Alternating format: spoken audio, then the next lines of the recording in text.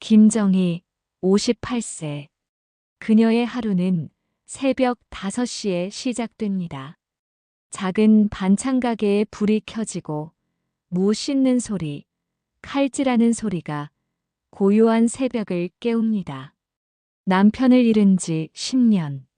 그녀는 단 하나의 믿음으로 살아왔습니다. 가족이면 충분하다. 아들 민석과 며느리 유나. 그들만 잘 되면 자신의 삶은 의미가 있다고 믿었습니다. 정희의 가게는 동네에서 소문난 곳이었습니다. 정직한 재료, 정성스러운 손맛. 단골들은 그녀를 믿었고 그 신뢰는 30년 가까이 이어졌습니다. 하지만 최근 몇 년 뭔가 달라지기 시작했습니다. 매출이 줄고 거래처가 끊기고 단골 손님들의 발길이 뜸해졌습니다. 정희는 자신의 방식이 시대에 뒤떨어진 걸까 자책했습니다. 그리고 그녀가 가장 믿었던 사람들, 바로 가족이 그녀에게 등을 돌리기 시작했습니다. 이것은 한 여성이 침묵 속에서 견뎌낸 배신과 그 끝에서 찾아낸 존엄에 관한 이야기입니다. 어머니, 이젠 편히 쉬세요. 민석의 말은 다정했습니다. 효자 아들이 연로한 어머니를 걱정하는 모습. 겉으로 보기엔 완벽했습니다. 민석은 어머니의 반찬 가게, 건물 관리부터 재정 정리까지 모두 자처했습니다. 요즘 세상은 복잡해요. 제가 다 알아서 할게요. 정희는 고마웠습니다. 아들이 자신을 챙겨준다는 사실이 늦은 나이에 외로움을 달래주는 것 같았습니다. 그렇게 서류에 도장을 찍었습니다. 민석이 가져온 계약서들. 형식적인 거예요. 세금 문제 때문에 명의만 정리하는 거예요. 정희는 물어보지 않았습니다. 아들을 의심하는 것이 불효처럼 느껴졌으니까요. 하지만 조금씩, 아주 조금씩 이상한 일들이 생기기 시작했습니다. 단골 거래처에서 연락이 끊겼습니다. 10년 넘게 식자재를 납품하던 곳에서 갑자기 전화를 받지 않았습니다. 다른 거래처는 아예 더 이상 거래할 수 없다는 통보를 해왔습니다. 정희가 이유를 물었지만 상대는 말을 흐렸습니다. 가게 매출도 눈에 띄게 줄었습니다. 손님들이 뜸해졌습니다. 정희는 자신의 반찬 맛이 변한 건 아닌지, 가격이 비싼 건 아닌지 고민했습니다. 며느리 유나는 그런 정희를 보며 한숨을 쉬었습니다. 어머님, 이제 시대가 변했어요. SNS도 해야 하고 배달 앱도 해야 하는데 옛날 방식으로만 하시니까 손님이 안 오는 거예요. 유나의 말엔 날이 서 있었습니다. 배려가 아니라 비난이었습니다. 정희는 아무 말도 하지 못했습니다. 정말 자신이 시대에 뒤떨어진 걸까? 자신이 무능한 걸까? 밤마다 그런 생각에 잠을 이루지 못했습니다. 민석은 그런 어머니에게 이렇게 말했습니다. 어머니, 너무 걱정 마세요. 제가 다 알아서 할 테니까. 그 말이 위로가 되기는커녕 정희의 가슴에 작은 가시처럼 박혔습니다. 하지만 그녀는 아직 아무것도 눈치채지 못했습니다.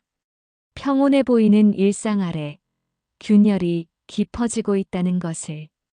우편함에 낯선 봉투 하나가 들어 있었습니다. 대출 독촉장. 정희는 눈을 의심했습니다. 자신의 이름으로 된 대출. 3천만 원. 정희는 한 번도 대출을 받은 적이 없었습니다. 손이 떨렸습니다. 민석아, 이게 뭐니? 정희가 서류를 내밀었습니다. 민석은 서류를 보더니 웃었습니다. 아, 이거요? 어머니가 깜빡하신 거예요. 가게 리모델링 할 때 같이 처리했던 거잖아요. 기억 안 나세요? 정희는 기억이 나지 않았습니다. 아니, 애초에 그런 대출을 받은 적이 없었습니다. 하지만 나는 어머니, 요즘 깜빡깜빡 하시잖아요. 제가 알아서 처리할게요. 걱정 마세요. 민석의 목소리는 부드러웠지만 정의를 무능한 노인 취급하는 뉘앙스가 묻어났습니다. 정의는 입을 다물 수밖에 없었습니다.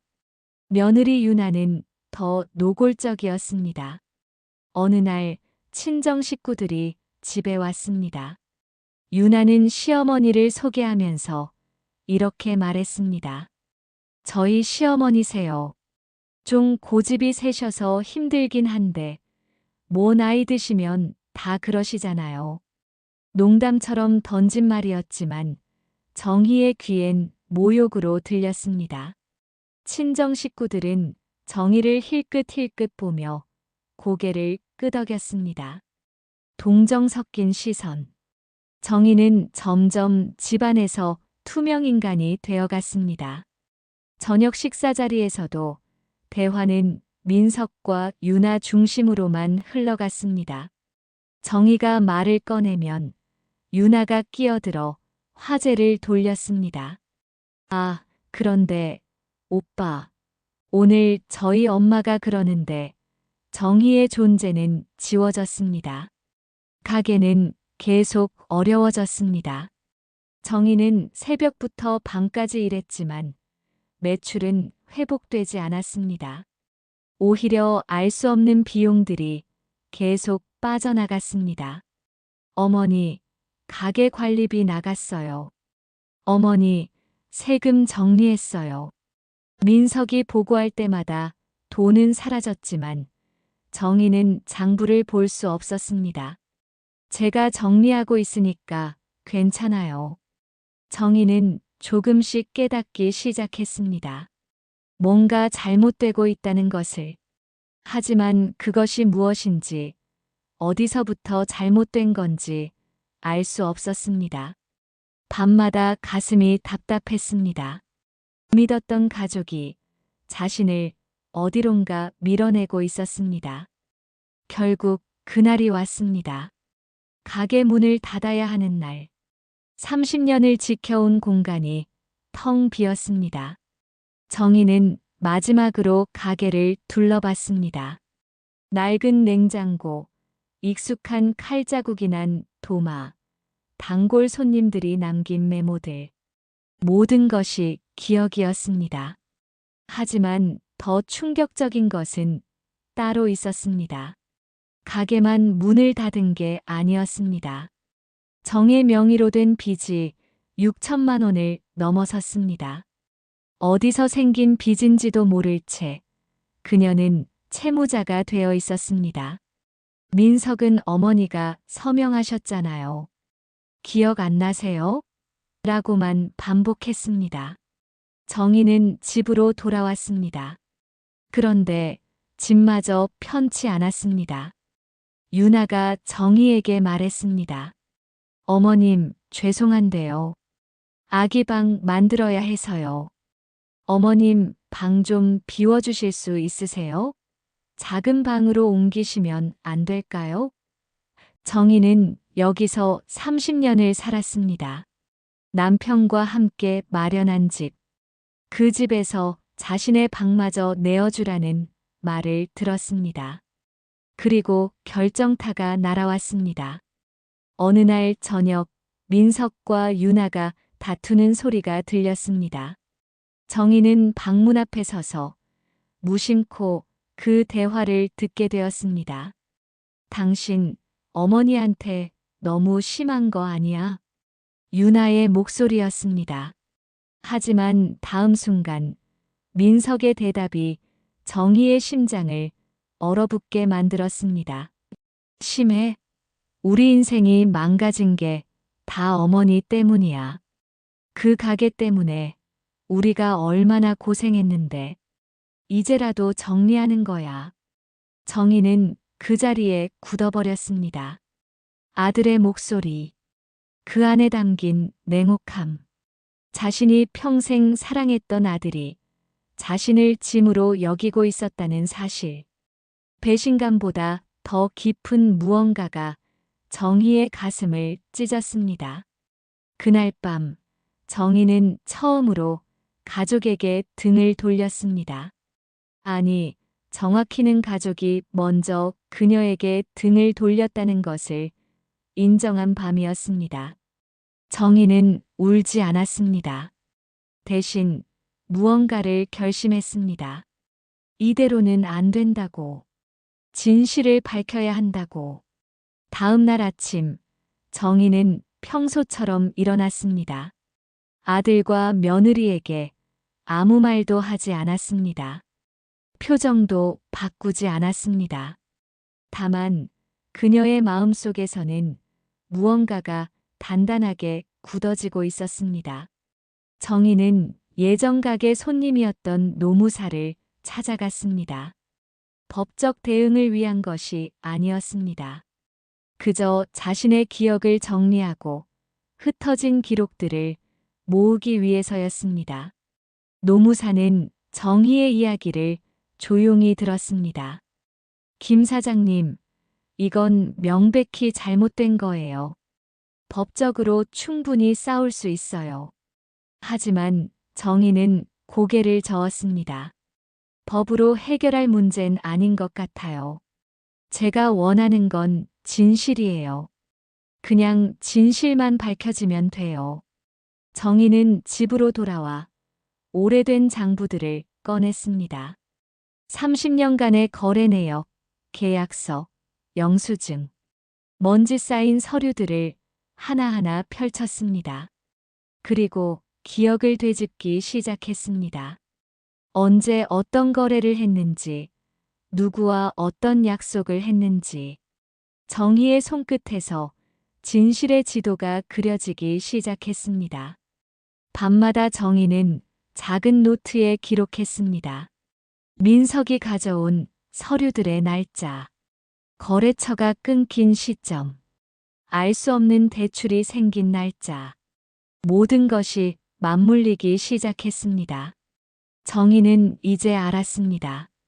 민석이 무엇을 했는지, 어떻게 자신의 이름을 이용했는지.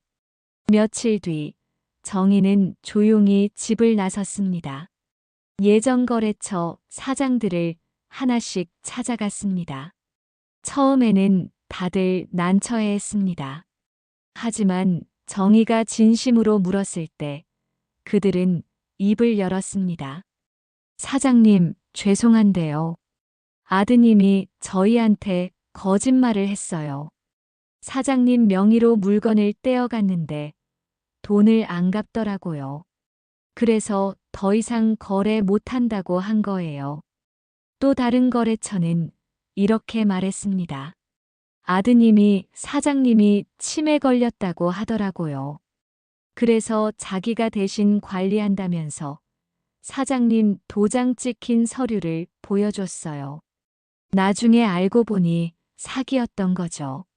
정희는 조용히 고개를 끄덕였습니다. 분노하지 않았습니다. 단지 진실을 확인했을 뿐이었습니다. 그녀는 거래처 사장들에게 양해를 구하고 한 가지 부탁을 했습니다. 제가 연락드릴 때 증언해 주실 수 있으세요?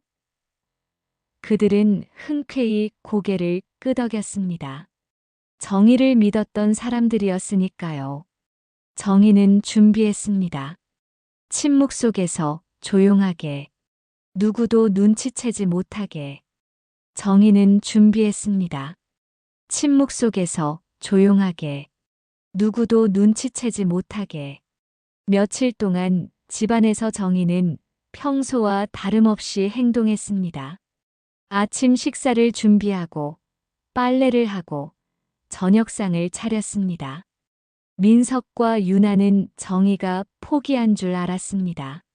조용한 노인이 다시 순종적으로 돌아온 것처럼 보였습니다.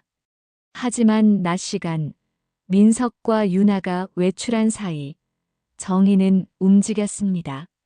예전 거래처들을 찾아갔습니다. 30년 가까이 함께 일했던 사람들. 그들은 정희를 기억했습니다.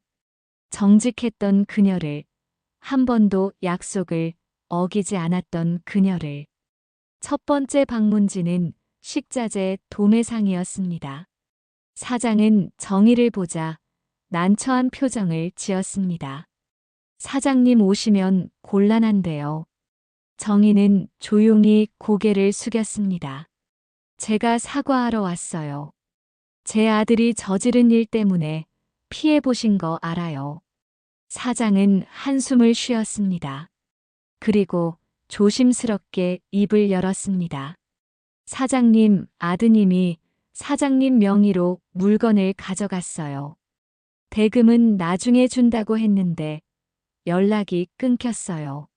나중에 알고 보니 사장님은 전혀 모르고 계셨더라고요. 그래서 더 이상 거래 못한다고 한 거예요. 정희는 고개를 끄덕였습니다. 증명해 주실 수 있으세요? 제가 서명한 게 아니라는 걸. 사장은 계약서를 꺼냈습니다.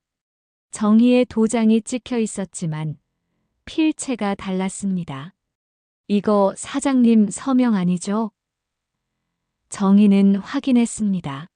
네, 제가 쓴 게 아니에요. 두 번째, 세 번째 거래처도 마찬가지였습니다. 민석은 어머니의 이름으로 물건을 떼어갔고 돈을 갚지 않았습니다. 어떤 곳에서는 정희가 치매에 걸렸다는 거짓말까지 했습니다.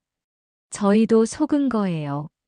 사장님, 아드님을 믿었는데 정희는 그들에게 한 가지 부탁을 했습니다. 제가 연락드릴 때 증언해 주실 수 있으세요? 법정이 아니에요. 그냥 진실을 밝히고 싶어요. 거래처 사장들은 흔쾌히 동의했습니다. 그들도 정의를 신뢰했으니까요.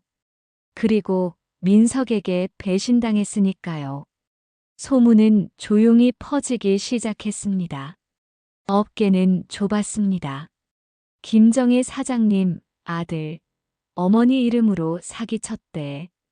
그 착한 사장님한테 그런 아들이 있었어? 민석의 평판은 조금씩 금이 가기 시작했습니다. 정희는 마지막으로 노무사를 다시 찾아갔습니다. 서류 정리 다 됐어요. 이제 마지막 단계만 남았어요. 노무사는 정희의 단호한 눈빛을 보며 고개를 끄덕였습니다. 필요하신 거 있으면 언제든 연락 주세요.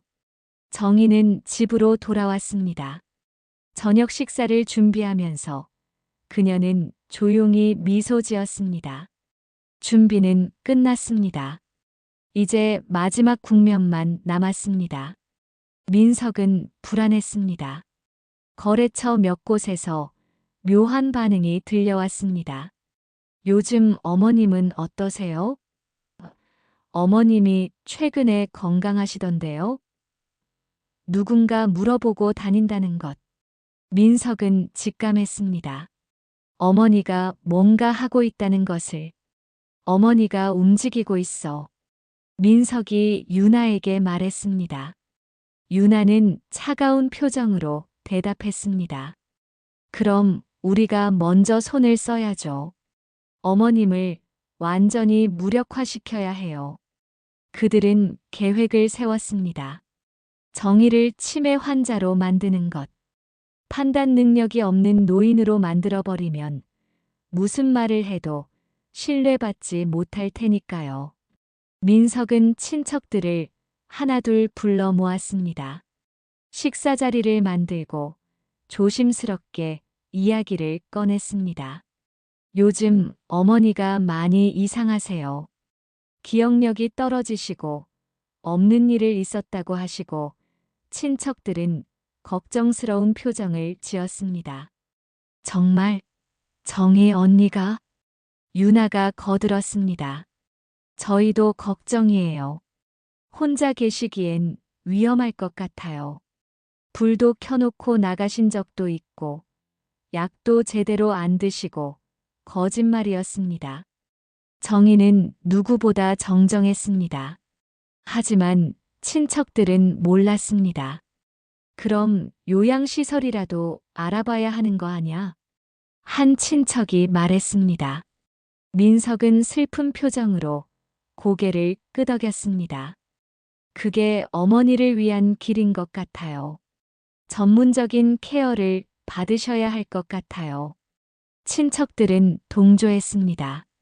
힘들겠지만 정희 언니를 위해서라면.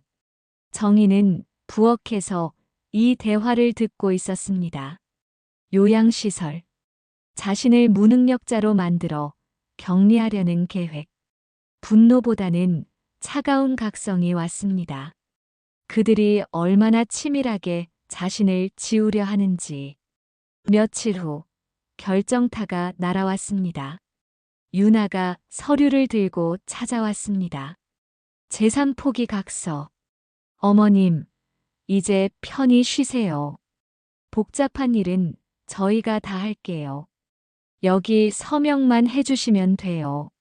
서류에는 정의 명의의 모든 것을 민석에게 양도한다는 내용이 적혀 있었습니다. 집, 가게 건물, 남은 예금, 모든 것. 정희는 천천히 서류를 읽었습니다. 유나는 조바심을 냈습니다. 어머님, 어차피 나중에는 다 민석 오빠 거잖아요. 지금 정리하시는 게 세금도 아끼고 법적으로도 깔끔하고. 정희는 서류를 내려놓았습니다. 그리고 유나를 똑바로 바라봤습니다.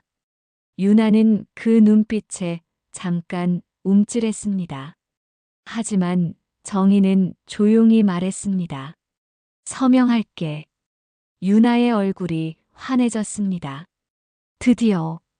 드디어 끝났다. 하지만 정희의 다음 말이 그녀를 멈추게 했습니다. 단 한 가지 조건이 있어. 조건이요? 가족들 앞에서 정리하고 싶어. 친척들도 부르고 제대로 된 자리에서. 제 인생을 정리하는 건데 조용히 할 순 없잖아요. 그게 제 마지막 소원이야. 유나는 잠깐 망설였습니다. 뭔가 이상했습니다. 하지만 어차피 서명만 받으면 끝이라고 생각했습니다. 알겠어요. 토요일에 사람들 불러서 자리 만들게요. 정희는 고개를 끄덕였습니다. 고마워. 그럼 그때 서명할게. 유나는 서류를 챙겨 나갔습니다. 정희는 창밖을 바라봤습니다. 토요일. 모든 것이 드러날 날. 토요일 오후 2시. 거실에 사람들이 모이기 시작했습니다. 민석의 친척 셋, 동네 이장님, 그리고 예전거래처 사장 3명. 민석과 유나는 의아해했습니다. 어머니, 왜 이렇게 많은 사람을 부르신 거예요? 정희는 조용히 대답했습니다. 내 인생의 마지막 정리인데 증인이 필요하잖니. 민석은 불안했지만 유나가 손을 잡으며 속삭였습니다. 괜찮아요. 어차피 서명만 받으면 끝이에요. 그들은 승리를 확신했습니다. 정희는 차를 내왔습니다. 평소처럼 차분하고 정중했습니다. 사람들은 자리에 앉았습니다. 친척들은 언니, 오늘 큰 결심하셨다면서요? 하며 위로 섞인 말을 건넸습니다. 모두가 자리에 앉자 정희가 입을 열었습니다. 오늘 여러분을 부른 이유는 제 인생을 정리하기 위해서예요. 민석은 안도의 한숨을 쉬었습니다. 유나는 재산 포기 각서를 꺼낼 준비를 했습니다. 하지만 정희의 다음 말이 그들을 얼어붙게 만들었습니다. 정리라는 건 거짓을 걷어내고 진실을 드러내는 거예요. 정희는 오래된 가방을 테이블 위에 올렸습니다. 그리고 하나씩 꺼내기 시작했습니다. 낡은 장부, 계약서 사본들, 통장 거래 내역, 필적 감정 결과서, 그리고 녹음기. 첫 번째 서류를 펼쳤습니다. 정의 명의로 된 대출 계약서. 이 서명, 제가 한 게 아니에요. 민석이가 제 도장을 몰래 사용했어요. 필적 감정 결과가 여기 있습니다. 친척들의 눈이 커졌습니다. 민석은 창백해졌습니다. 두 번째 서류. 거래처 미납 내역. 민석이가 제 이름으로 물건을 가져갔어요. 돈은 갚지 않았고요. 정희가 고개를 돌려 거래처 사장 한 명을 바라봤습니다. 사장이 입을 열었습니다. 맞습니다. 민석 씨가 어머님 명의로 거래하면서 어머님이 승인했다고 했어요. 대금은 나중에 준다더니 연락을 끊었습니다. 나중에 알고 보니 어머님은 전혀 모르고 계셨더라고요. 다른 거래처 사장도 증언했습니다. 저한테는 어머님이 치매라고 했어요. 그래서 자기가 대신 관리한다면서 도장이 찍힌 서류를 보여줬습니다. 완전히 속은 거죠. 친척들은 숨을 죽였습니다. 이장님은 고개를 저었습니다. 민석은 일어서려 했습니다. 이건 오해예요. 어머니가 잘못 알고 계신 거예요. 정희는 손을 들어 제지했습니다. 그리고 녹음기를 재생했습니다. 민석의 목소리가 울려 퍼졌습니다. 우리 인생이 망가진 게 다 어머니 때문이야. 그 가게 때문에 우리가 얼마나 고생했는데 이제라도 정리하는 거야. 정적이 흘렀습니다. 친척들은 민석을 바라봤습니다. 믿을 수 없다는 표정. 유나는 아무 말도 하지 못했습니다. 정희는 마지막 서류를 꺼냈습니다. 재산 포기 각서. 며느리가 이걸 내밀면서 서명하라고 했어요. 편히 쉬라고. 근데 진짜 쉬는 건 거짓 없이 사는 거예요. 정희는 민석을 똑바로 바라봤습니다. 아들은 고개를 숙였습니다. 민석아, 엄마가 너한테 뭐라고 가르쳤니? 정직하게 살라고 했어. 남의 것 탐내지 말라고 했어.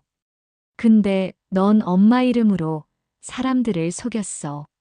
엄마의 신뢰를 훔쳐서 네 배를 불렸어. 정희의 목소리는 떨리지 않았습니다. 분노도 눈물도 없었습니다. 다만 진실만 있었습니다. 엄마는 너를 경찰에 신고할 수도 있어. 법적으로 처벌받게 할 수도 있어. 근데 안 할 거야. 민석이 고개를 들었습니다. 희망 섞인 눈빛. 하지만 정희의 다음 말이 그 희망을 무너뜨렸습니다. 왜냐하면 내가 받을 가장 큰 벌은 법이 아니거든. 신뢰의 붕괴야. 내가 쌓아온 모든 관계가 무너지는 거야. 그게 진짜 벌이야.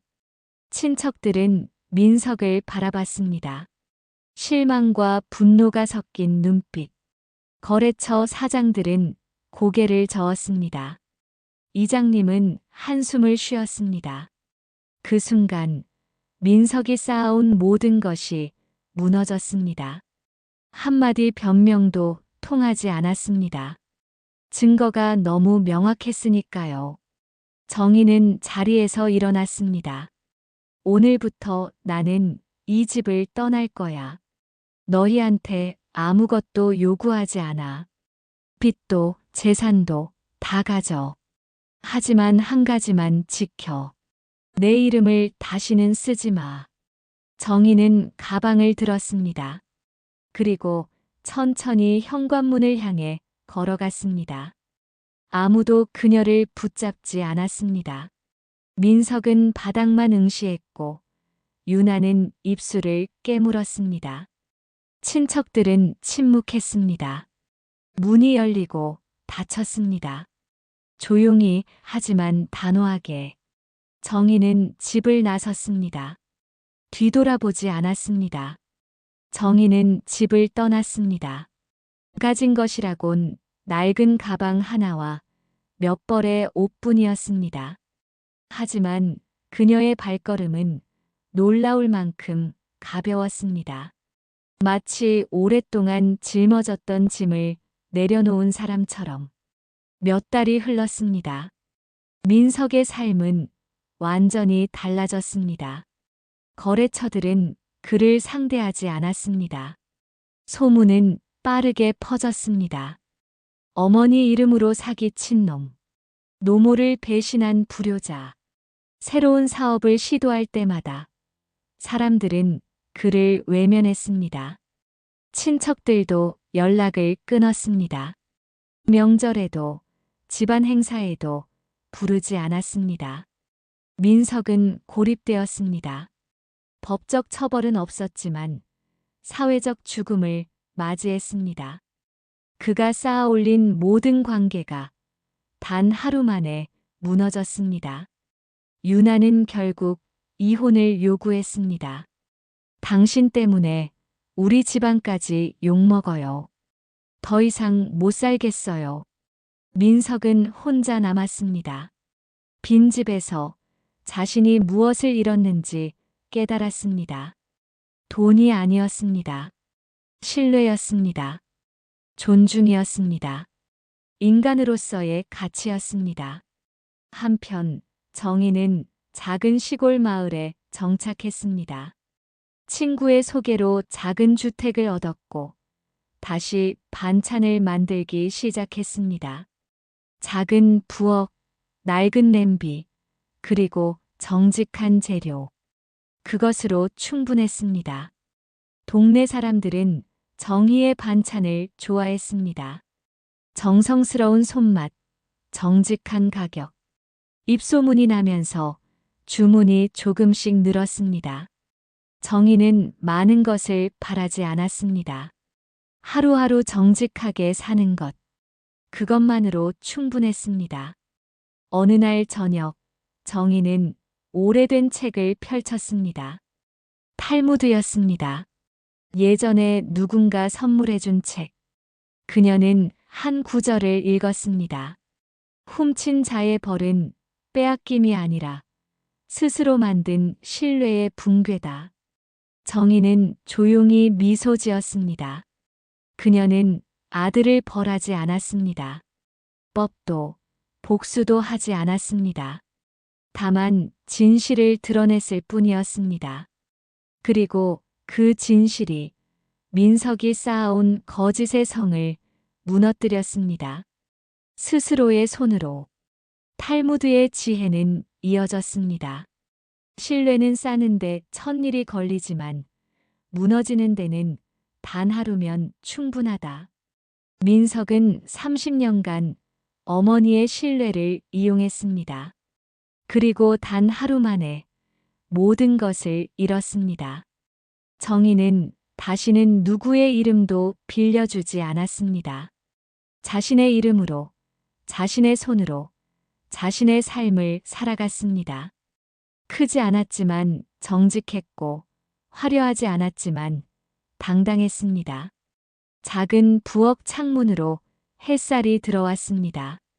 정희는 다시 물을 씻고 칼을 들었습니다. 새벽의 공기가 차가웠지만 그녀의 마음은 따뜻했습니다. 진실과 함께 사는 삶. 그것이 가장 아름다운 삶이었습니다. 오늘 이야기 어떠셨나요? 탈무드의 지혜를 함께 나눠봤습니다. 여러분의 가정에도 이런 고민이 있으신가요? 댓글로 여러분의 생각을 들려주세요. 이 이야기가 도움이 되셨다면 구독과 좋아요 부탁드립니다. 앞으로도 탈무드의 지혜로 풀어가는 인생 사연으로 찾아뵙겠습니다. 지금까지 들어주셔서 감사합니다.